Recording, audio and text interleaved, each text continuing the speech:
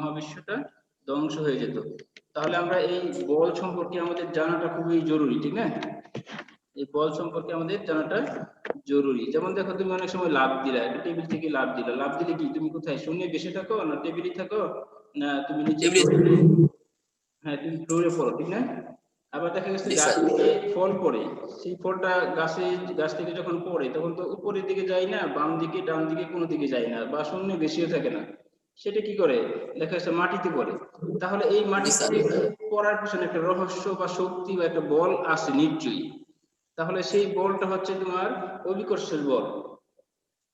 কোন বস্তুকে পৃথিবী যে বলে আকর্ষণ করে সেটা হচ্ছে অভিকর্ষের বল। তাহলে অভিকর্ষের বলটা কি? কোন বস্তুকে পৃথিবী যে বলে আকর্ষণ করবে বা করে সেটা হচ্ছে মহাকর্ষ অভিকর্ষ বল। এখন তোমাদের ধারণা দিব যে মহাকর্ষের বল কি। যেমন পৃথিবী সূর্যকে আকর্ষণ করে, সূর্য পৃথিবীকে আকর্ষণ করছে। হ্যাঁ, এই আকর্ষণ বলের কারণে তারা কি নির্দিষ্ট একটা কক্ষপথে এক অপরের চারদিকে ঘুরতেছে। সেটা কিভাবে সম্ভব হচ্ছে?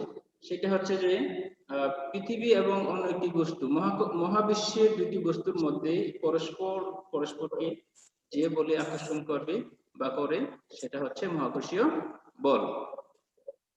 এখন এই মহাকর্ষীয় বল সম্পর্কে আমরা আজকে জানবো। মহাকর্ষ কি, মহাকর্ষীয় নিউটনের মহাকর্ষীয় সূত্র, এই সূত্রটির ব্যাখ্যা, মহাকর্ষীয় বল কি, অভিকর্ষ ত্বরণ, এই বিষয়গুলো আমি তোমাদেরকে আজকে একটু ধারণা দিব। তাহলে আমি এখন তোমাদের কাছে প্রশ্ন করতেছি, মহাকর্ষ বল কি বলো দেখি একজন। ফারহান, হ্যালো। মহাকর্ষ বল কি?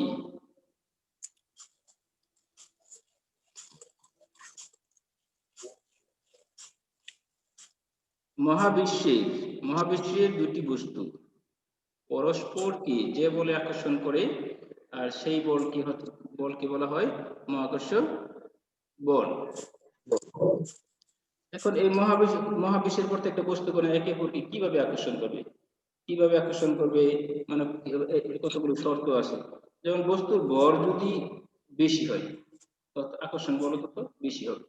দুটি বস্তুর দূরত্ব যদি কাছাকাছি হয় তাহলে তাদের আকর্ষণ বল বেশি হবে।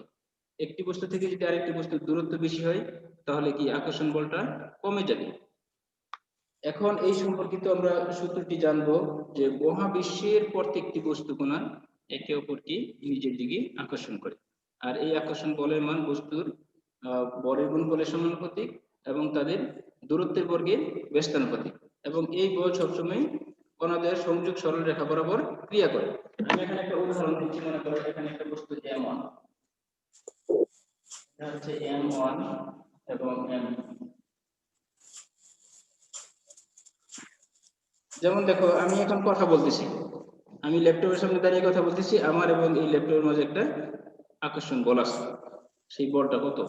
আমরা যদি এই সমীকরণ জানি তাহলে এই আকর্ষণ বলটার মান আমি বের করতে পারবো। যেমন এখন যদি আমি আমার বর জানি, হ্যাঁ, আমার বর কত এবং ল্যাপটপের বর কত, এই দুইটা যদি আমি করতে পারি, আমার বর এবং ল্যাপটপ বর দুইটাকে যদি গুণ দিয়ে যদি আমি মনে করো যে আমি থেকে এই ল্যাপটপটি কতটুকু দূরে, সেই দূরত্বটা যদি আমি নির্ণয় করি, সেই দূরত্বে যদি বর্গ করি, এখন ওই দুইটা বরের গুণফল থেকে যদি আমি দূরত্বের বর্গ দিয়ে ভাগ করি তাহলে তোমার কি আমরা সেই মহাকর্ষীয় বলটি পেয়ে যাব। তাহলে দেখো এখানে M1 এবং এখানে তোমরা চিত্রে দেখতে পাচ্ছ M1 এবং M2 দুটি বস্তু, দুটি ভিন্ন বরের বস্তু। এটা হচ্ছে মানে তার বর একরকম আর এই তার বর একরকম। এর আগে তোমাদের জানতে হবে বর কি। কেউ কি ধারণা আছে বর কি, বর সম্পর্কে? হ্যালো, বর কি, বর কাকে বলা হয়? বর স্যার মানে পদার্থ মানে যা সাহায্যে মানে চলাচল করে। না না না, বর সেটা না। কোনো বস্তুর মোট পদার্থের পরিমাণকে বলা হয় বর।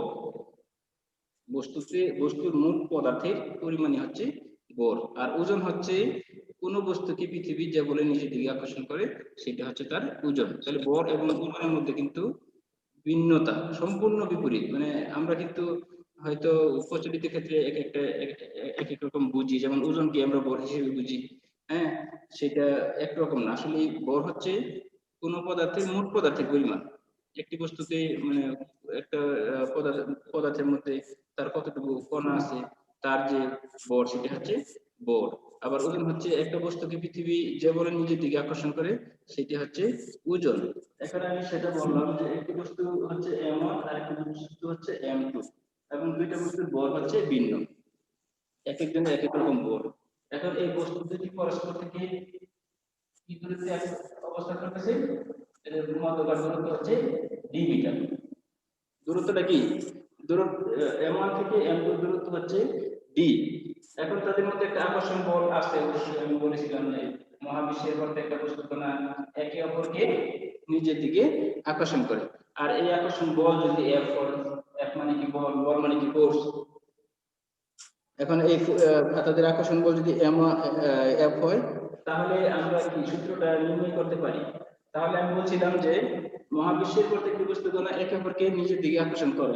আকর্ষণ বলের মান বস্তুর ভরের গুণফলের সমানুপাতিক। তার মানে কি m1 এবং m2 এর গুণফলের সমানুপাতিক, এবং তার দূরত্বের বর্গের ব্যস্তানুপাতিক। সে কতটুকু দূরত্ব অবস্থান করছে, m1 থেকে m2 কতটুকু দূরত্বে আছে, সেই দূরত্বটা কি করতে হবে, বর্গ করতে হবে। বর্গ করে কি করতে হবে, ওই তোমার m1 এবং m2 গুণফলকে বাদ করতে হবে। হ্যাঁ, তাহলে আমি যদি মহাবিশ্বের ধ্রুবকোণ সাথে দেখি, তাহলে F is proportional m1 m2 by d square। d square মানে কি, দূরত্ব। m1 হচ্ছে প্রথম বস্তুর ভর, m2 হচ্ছে দ্বিতীয় বস্তুর ভর, d হচ্ছে মধ্যকার দূরত্ব। তাহলে এখানে যদি আমি এটাকে বাংলা লিখতাম, তাহলে কি লিখতে, বল প্রপোর্শনাল কি হইতো, বল গুণন প্রথম বস্তুর বল, গুণন দ্বিতীয় বস্তুর বল বাই কি, দূরত্ব গুণন দূরত্ব, মানে দূরত্ব স্কয়ার হইতে হবে। সেটাকে আমরা এইভাবে প্রমাণ করতে পারি। এখন দেখো কি বুঝতেছো ফারহান? আচ্ছা, এখন দেখো যে আমি এটাকে ক্যালকুলেশন করি, তাহলে কি হয় দেখো।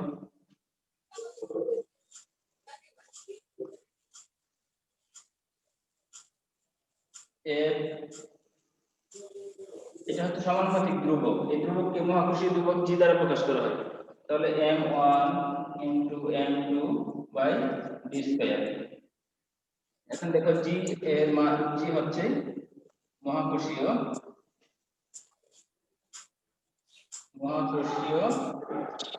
ধ্রুবক, জি হচ্ছে মহাকর্ষীয় ধ্রুবক। এই মহাকর্ষীয় ধ্রুবক জি এর একটি মান আছে। হ্যাঁ, যখন আমরা অঙ্কটি করব, তখন এই মহাকর্ষীয় ধ্রুবক জি এর মান সার্বজনীন। যখন অঙ্ক করতে যাব, প্রত্যেক অঙ্ক দিয়ে তার মানটা বসে অঙ্ক করতে হবে। যেমন দেখো, এখন যদি জি এর মান কত,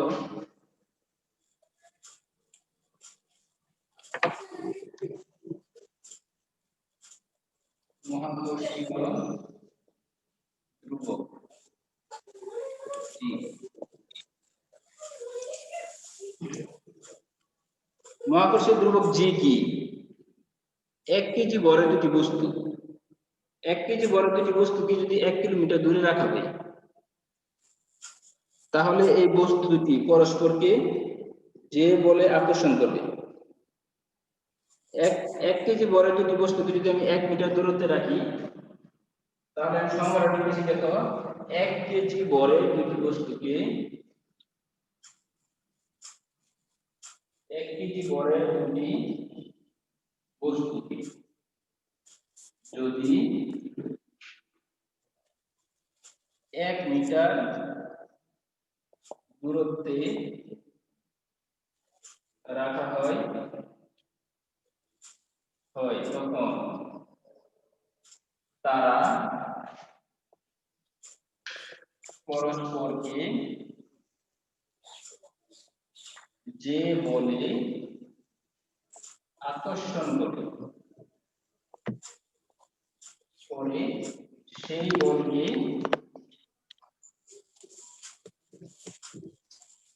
মহাকর্ষীয়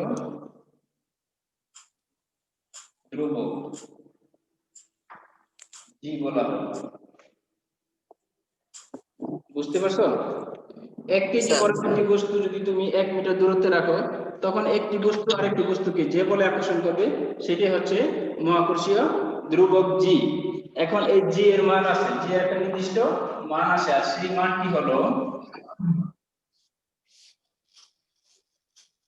মহাকর্ষীয় ধ্রুবক জি এর মান হচ্ছে 6.67 into 10 inverse 11 newton metre kg square. বুঝতে পারছো? জি স্যার 1 কেজি বরের দুটি বস্তুকে যদি আমি 1 মিটার দূরত্বে রাখি, তাহলে এরা পরস্পরকে 6.67 into 10 inverse 11 newton metre kg square বলে পরস্পরকে আকর্ষণ করবে। কথাটা বুঝতে পারছো? জি স্যার তাহলে এখানে আমি যে সমীকরণ লিখছিলাম F সমান সমান কত, জি এম 1 এম 2 এরকম লিখছিলাম ঠিক না, বাই কি জি স্যার জি স্কয়ার। এখন আমরা এখানে জি এর মানটা এটা লিখবো। এখন মনে করো যে তুমি যদি এরকম একটা অঙ্ক আসে যে একটি বস্তুর ভর হচ্ছে 5 কেজি এবং আরেকটি বস্তুর ভর হচ্ছে 10 কেজি, এখন এই দুটি বস্তুর মধ্যে আকর্ষণ বল কত, মধ্যাকার আকর্ষণ বল কত, পারবা না?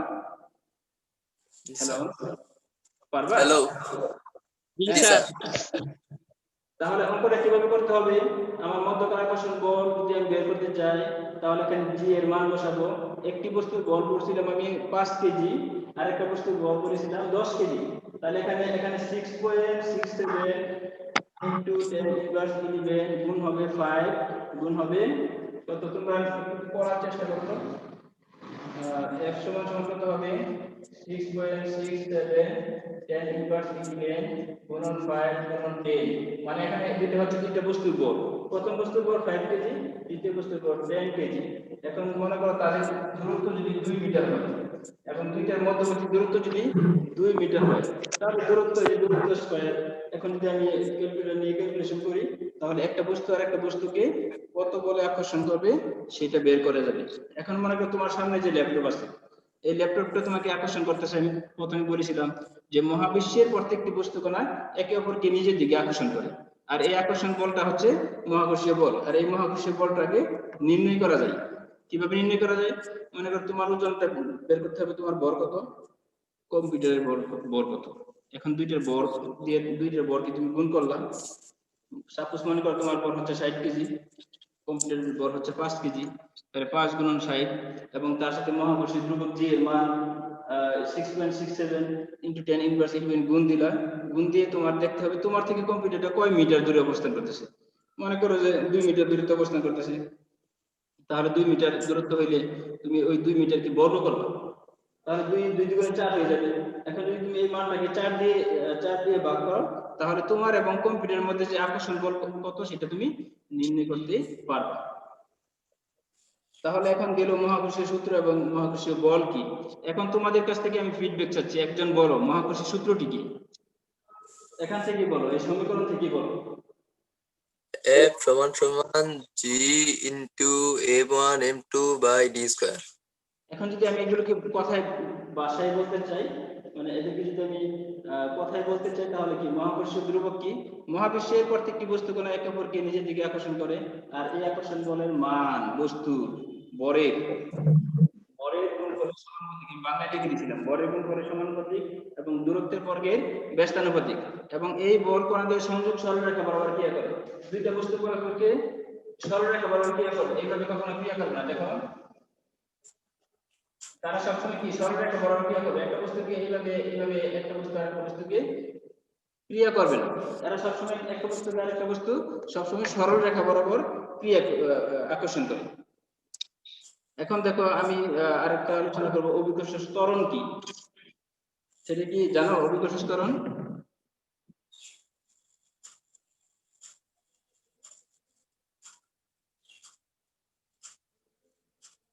হ্যালো, হ্যালো হ্যাঁ অভিকর্ষ ত্বরণ। এখন আমি যেটা নিয়ে আলোচনা করবো তা হচ্ছে অভিকর্ষ ত্বরণ।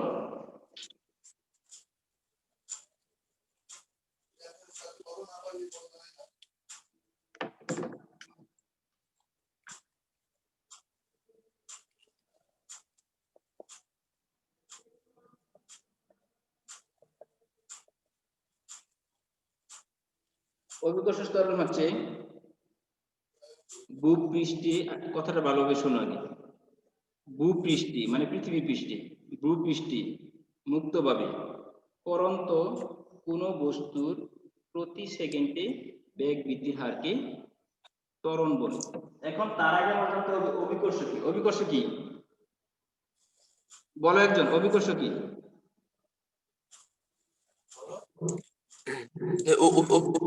উৎকর্ষ হচ্ছে মানে পৃথিবী যে বল তারা মানে সকল জিনিসকে নিজের দিকে আকর্ষণ করে। সুন্দর, চমৎকার উত্তর দিছো। মানে দুটি বস্তুর একটি যদি পৃথিবী হয়, পৃথিবী অন্য একটি বস্তুকে যে বলে তার নিজের দিকে আকর্ষণ করে, সেটি হচ্ছে অভিকর্ষ বল। এখন অভিকর্ষ ত্বরণ কি? ভূপৃষ্ঠে মুক্তভাবে পরন্ত কোনো বস্তুর প্রতি সেকেন্ডে বেগ বৃদ্ধির হারকে অভিকর্ষ ত্বরণ বলা হয়। মনে করো তুমি 5 তলা বিল্ডিং এর ছাদ থেকে মনে করো একটা বস্তুকে, একটা বলকে তুমি নিচে নিক্ষেপ করছো, হ্যাঁ, তখন কি সেটা দেখবা যে প্রতি সেকেন্ডে তার বেগ বৃদ্ধি পাবে। পৃথিবীর কাছাকাছি যত আসবে সে প্রতি সেকেন্ড তার বেগটাকে তত বৃদ্ধি করবে। প্রথম সেকেন্ড থেকে দ্বিতীয় সেকেন্ড তার বেগ বৃদ্ধি পাবে, দ্বিতীয় সেকেন্ড থেকে তৃতীয় সেকেন্ডে তার বেগ বৃদ্ধি পাবে। এটা একটা পরিমাণ আছে। তাহলে আমি বলতে পারি অভিকর্ষ ত্বরণ হচ্ছে ভূপৃষ্ঠে মুক্তভাবে পরন্ত কোন বস্তুর প্রতি সেকেন্ডে বেগ বৃদ্ধির হারকে কি বলা হয়? অভিকর্ষ ত্বরণ বলা হয়। এখন অভিকর্ষ ত্বরণ জি কিভাবে নির্ণয় করতে হবে? এই অভিকর্ষ ত্বরণকে তোমার জি প্রতীক দ্বারা প্রকাশ করা হয়।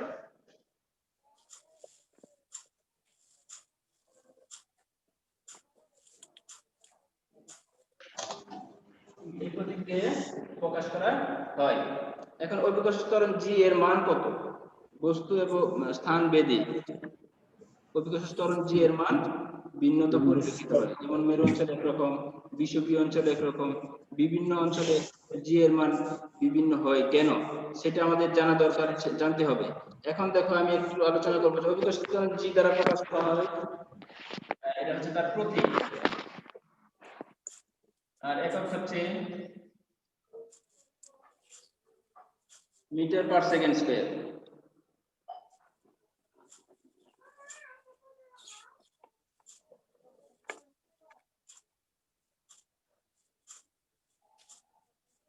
সেকেন্ড স্কয়ার যদি আমরা এটি সংখ্যা লিখতে চাই তাহলে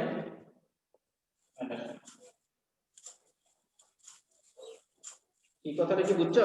বোঝা যাচ্ছে? অভিকর্ষ ত্বরণ জি এর একক হচ্ছে মিটার পার সেকেন্ড স্কয়ার বা ms-2 ইনভার্স 2 আর কি। এখন দেখো অভিকর্ষ ত্বরণ জি কিভাবে আমরা বের করব, কিভাবে নির্ণয় করব?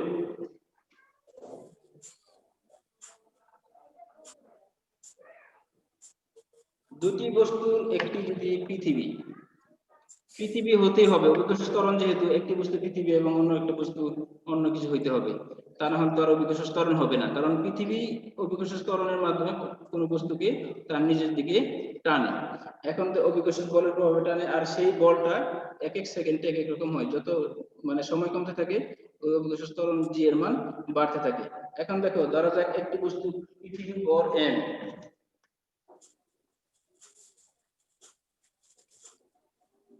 ধরা যাক পৃথিবীর ভর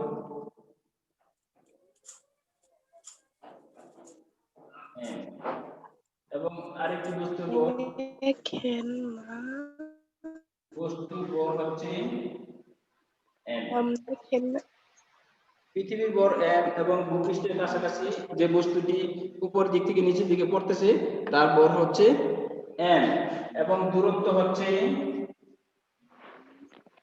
যদি d হয়, তাহলে আমরা অভিকর্ষ সূত্র থেকে কি জানি? মহাকর্ষীয় ধ্রুবকের সূত্র অনুসারে পাই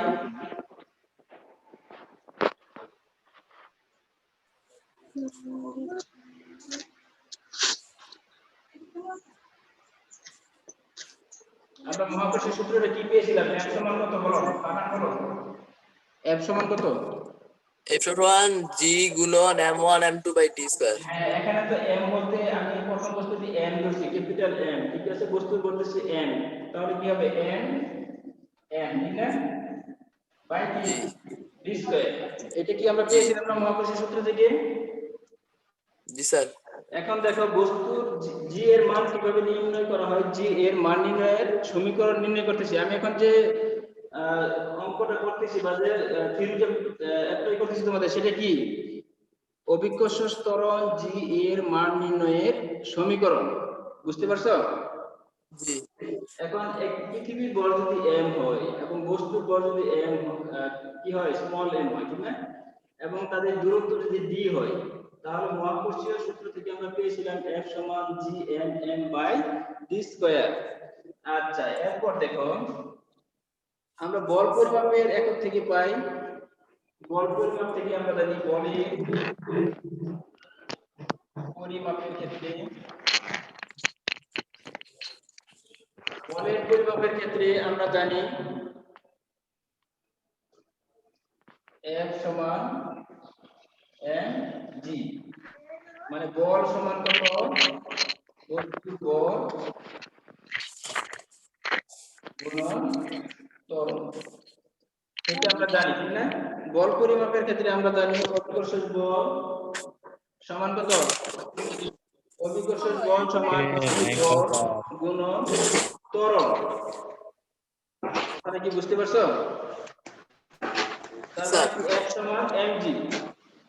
এটা কিচ্ছু হই না আমি। সমীকরণ 2, কি বুঝতে পারছো?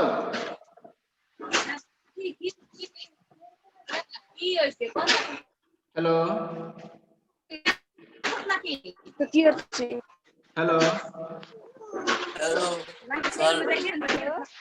কি এত শব্দ করতেছে কি? স্যার তাসনিম। এখন দেখো আমরা যদি মান বসাই, এখন যদি আমি f এর মান বসাই, f এর মান কত? mg, f এর মান হচ্ছে mg, তাহলে আমি যদি লিখি mg সমান gm/d স্কয়ার, লিখতে পারি? হ্যাঁ,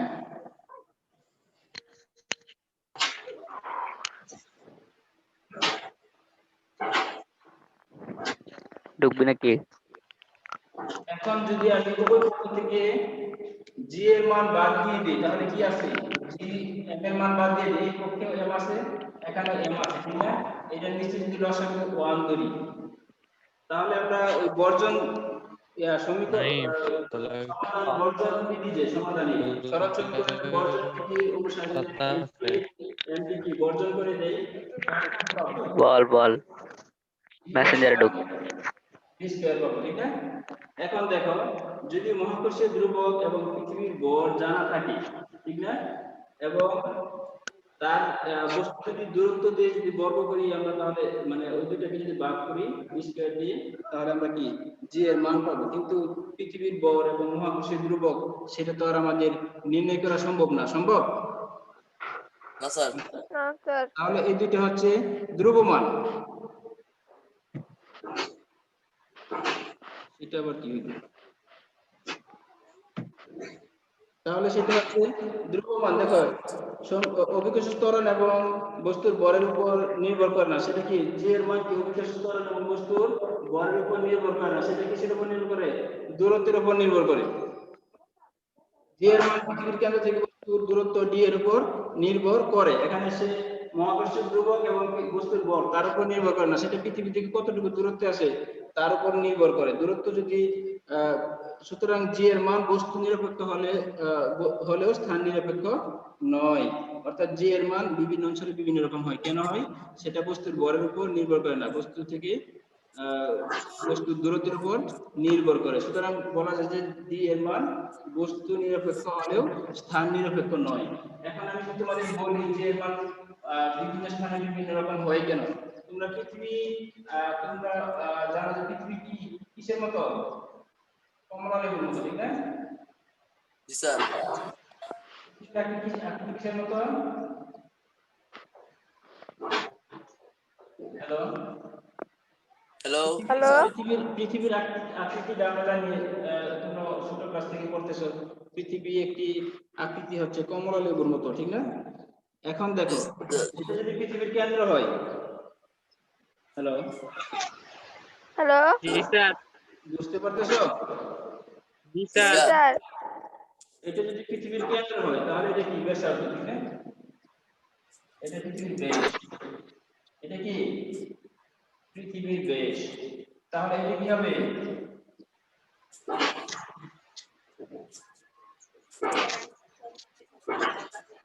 দেখো এখানে কি, এখানে এখানে হচ্ছে ব্যাস, পৃথিবীর ব্যাস, আর পি কি? হ্যালো, কি হ্যালো বুঝতে পারতেছো কথাগুলো? কথাগুলো বুঝতে পারতেছো কিনা? তাহলে এখানে কি হচ্ছে? আর এমএন হচ্ছে পৃথিবীর বেশ। এখন দেখো এই কেন্দ্র থেকে সবগুলো দূরত্ব কি সমান? না স্যার। দেখো কেন্দ্র থেকে সবগুলো দূরত্ব সমান না, তাহলে কি এটা হচ্ছে বিষুবীয় অঞ্চল। এই অঞ্চলের নাম কি? বিষুবীয় অঞ্চল। বিষুবীয় অঞ্চল। আর এটা কি মেরু অঞ্চল?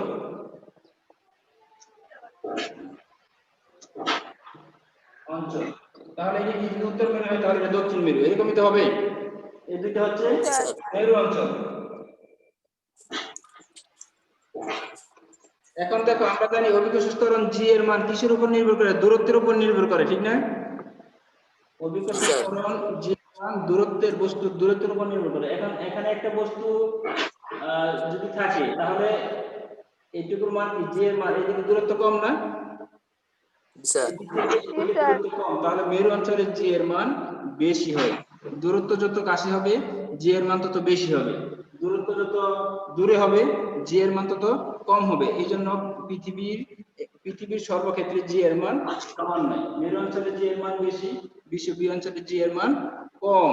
এখন সেই মানটা কি কারণে? আমরা যদি এই সমীকরণটার মধ্যে মানটা বসাই, সমীকরণটা কি পেয়েছিলাম? G M M by D square.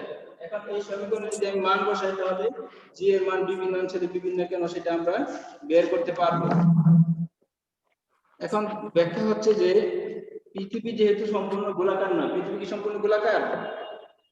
পৃথিবী গোলাকার নয়, মেরু অঞ্চল একটুখানি চাপা, তাই পৃথিবীর ব্যাসার্ধ আরও কি ধ্রুবক নয়। পৃথিবীর ব্যাসার্ধ আর এর মান সব দিক দিয়ে সমান হবে না, এদিক দিয়ে কম, এদিক দিয়ে বেশি, এদিক দিয়ে বেশি, এদিক দিয়ে বেশি, এদিক দিয়ে কম। সুতরাং পৃথিবীর ব্যাসার্ধ আর একটি ধ্রুব সংখ্যা হতে পারে না। কিন্তু পৃথিবীর ভর হচ্ছে ধ্রুব, সব ক্ষেত্রে পৃথিবীর ভর সমান হবে। এখানে মহাকর্ষীয় ধ্রুবক জি এর মান ধ্রুবক, সব ক্ষেত্রেই তার মান সমান হবে। মেরু অঞ্চলে জি এর মান হচ্ছে 9 এই অঞ্চলে তোমার জি এর মান হচ্ছে কত? 9.8 পি metre second square per second square. এখন দেখো বিষুবীয় অঞ্চলে জি এর মান হচ্ছে 9.78 মিটার পার সেকেন্ড স্কয়ার। এক হইল? হ্যালো হ্যালো না স্যার। তাহলে দেখো এই অঞ্চলে জি এর মান হচ্ছে, হ্যাঁ সব কিছু তোমরা কথা বলবো না, কথা বললে একসাথে চলে হবে না। দেখো মেরু অঞ্চলে জি এর মান হচ্ছে 9.83 মিটার পার সেকেন্ড স্কয়ার, আর বিষুবীয় অঞ্চলে 9.78 মিটার পার সেকেন্ড স্কয়ার। তাহলে জি এর মান তোমরা বুঝতেই পারতেছো স্পষ্ট যে পৃথিবীর বিভিন্ন অঞ্চলে জি এর মান নির্দিষ্ট নয়। কারণ কেন? পৃথিবী একটি সুষম গোলক নয়, এর উত্তর এবং দক্ষিণ দিকে একটু চাপা, এই জন্য কি আর এর মান সমান নয়। আর এই আর এর মানের উপর তোমার পৃথিবীর নির্ভর করে জি এর মান নির্ভর করে। তাহলে আমরা যখন পৃথিবীর বিভিন্ন অঞ্চলে জি এর মান নির্ণয় করি তখন আমরা সমীকরণটাকে এভাবে লিখতে পারি আর স্কয়ার। কারণ এখানে ব্যাসার্ধ এই দূরত্ব নির্ভর করতেছে কিসের উপর? দূরত্ব কি আমরা ব্যাসার্ধ দিয়ে নির্ণয় করতেছি, কারণ এটা হচ্ছে ব্যাসার্ধ, আর এই শব্দ হচ্ছে দূরত্ব। যদি দুইটা বস্তু এই পাশে এই পাশে থাকতো তখন আমরা ডি দিয়ে প্রকাশ করতাম। হ্যাঁ, তাহলে আমরা কি দিয়ে প্রকাশ করতাম? ডি দিয়ে।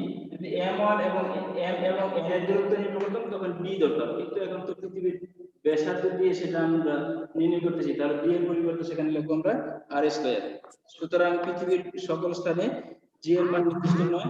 এজন্য বিজ্ঞানীরা কি একটা তারা কি ধ্রুব মান ধরে নিয়েছে, আর সেই ধ্রুব মানটা হচ্ছে জি সমান 9.8 মিটার পার সেকেন্ড স্কয়ার। তারা এই মানটাকে তারা ধ্রুব ধরে নিয়েছে, কারণ দেখা গেছে এই অঞ্চলের মান একরকম হলো, এখানে মান একরকম হলো, এখানে মান একরকম হলো, এখানে একরকম, এখানে একরকম। তো এই সমস্যা তো আমরা পৃথিবীর ব্যাস বা ব্যাসার্ধ নির্ণয় করে আর আমরা কোনো বস্তুর মান বের করা আমাদের পক্ষে সম্ভব নয়, এই জন্য বিজ্ঞানীরা তারা একটা মানকে ধরে নিছে, স্ট্যান্ডার্ড মান ধরে নিছে, আদর্শ মান, সেটা হচ্ছে 9.8 মিটার পার সেকেন্ড স্কয়ার। এর অর্থ কি? এখন তুমি যদি বলা হয় যে 9.8 মিটার পার সেকেন্ড স্কয়ার এর অর্থটা কি, কেন সেটাকে ধরা হচ্ছে, সেই বিষয়টা কি? এই বিষয়টা হচ্ছে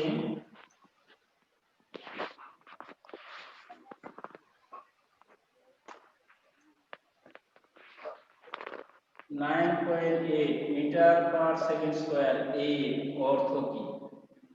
অর্থ কি কে বলতে পারো? একজন বলো।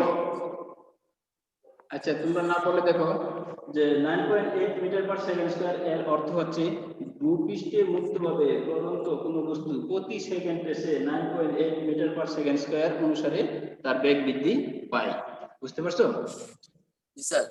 ভূপৃষ্ঠে মুক্তভাবে চলন্ত কোনো বস্তু, যখন একটা বস্তু 5 তলা ছাদ থেকে মনে করা যায় তাকে নিচের দিকে নিক্ষেপ করা হয়েছে, তখন সেই বস্তুটা প্রতি সেকেন্ড পরে পরে সে কি 9.8 মিটার পার সেকেন্ড স্কয়ার অনুসারে তার বেগটাকে বাড়িয়ে নেয়। তার অর্থ হচ্ছে এটাই খুঁজে পাওয়া যায়। এখন তোমাকে আমি একটা প্রশ্ন করি, কাকে প্রশ্ন করব? আরমিন সুলতানা বলো। হ্যালো হ্যালো জি স্যার। হ্যাঁ, তোমাকে একটা প্রশ্ন করছি, তুমি সেই প্রশ্নটা করবে যে তুমি যদি একটা 5 তলা ছাদ থেকে, ছাদের উপর থেকে এক টুকরা কাগজ এবং একটা ক্রিকেট বল মাটিতে একই সাথে একই সময়ে নিক্ষেপ করো, কোনটা আগে পড়বে মাটিতে? Cricket ball. ক্রিকেট বল কেন পড়বে? কারণ পৃথিবীতে সকল বস্তুকে তার নিজের দিকে সমান বলে আকর্ষণ করে, সে এখানে বরের কোনো প্রায়োরিটি দেয় না। পৃথিবী যখন কোনো বস্তুকে নিজের দিকে আকর্ষণ করে বা তোমার ওই অভিকর্ষ ত্বরণ মানটা, সেখানে বরের কোনো প্রায়োরিটি নাই, বর হচ্ছে ধ্রুব, তাহলে সে কেন কাগজটা আগে পড়বে না, ক্রিকেট বলটা পরে পড়বে? আসলে বাস্তব দৃষ্টিতে একই সাথে পড়ার কথা। বেগের কারণে। হ্যাঁ, কারণ বাস্তব দৃষ্টিতে, বৈজ্ঞানিক দৃষ্টিতে একই সময়ে পড়ার কথা, 1 সেকেন্ডও কম বেশি হওয়ার কথা না। কারণ অভিকর্ষ ত্বরণ জি এর মান তো বস্তুর ভর দ্বারা নির্ধারণ করা হয় না, বস্তুর ভর এবং মহাকর্ষীয় ধ্রুবক তার সাথে কোনো সম্পৃক্ত না, তাহলে তাদের একই সাথে পড়ার কথা ছিল, কিন্তু পড়ে না। কারণ কেন? এই যে বাতাসের ঘর্ষণ, বাতাসের যে বাধা, সেই বাধার কারণে কাগজের টুকরাটা তার এই বাধাটাকে অতিক্রম করে তার নিচে পড়াটা একটু সময় সাপেক্ষ হয়ে যায়। কিন্তু আমরা যদি এই পরীক্ষাটা মনে করি যে বায়ুহীন মাধ্যমে, যেখানে বাতাস অনুপস্থিত, একেবারে অনুপস্থিত, শূন্য, সেখানে যদি আমরা এই পরীক্ষাটা করি, তাহলে আমরা সেখানে এই একই রকম রেজাল্ট পাবো যে পাথরের মানে ক্রিকেট বল এবং কাগজের টুকরা একই সাথে ভূমিতে কি হবে, পড়বে। এই সম্পর্কিত বিজ্ঞানী